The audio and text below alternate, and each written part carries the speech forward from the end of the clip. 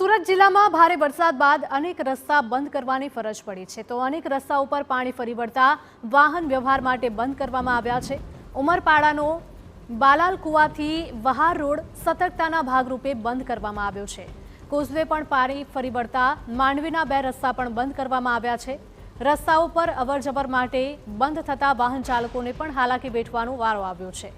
તો સુરત જિલ્લામાં સવારથી જ ધોધમાર વરસાદ બાદ સ્થિતિ સતત વણસી રહી છે।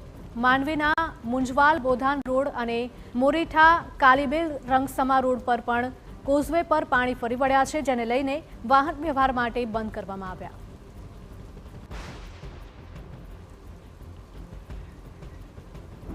તો સુરતમાં જાણે કે પાણી થઈ ગયું હોય તેવા દ્રશ્યો સતત સામે આવી રહ્યા છે। સુરત જિલ્લામાં ભારે વરસાદના કારણે લોકોને મુશ્કેલી વેઠવાનો વારો આવ્યો છે। તો અનેક રસ્તા પર પાણી ફરી વળતા વાહન વ્યવહાર માટે પણ બંધ કરવાની ફરજ પડી છે।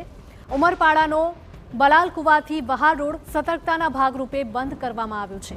કોઝવે પર પાણી ફરી વળતા માંડવીના 2 રસ્તા પણ બંધ કરવામાં આવ્યા છે।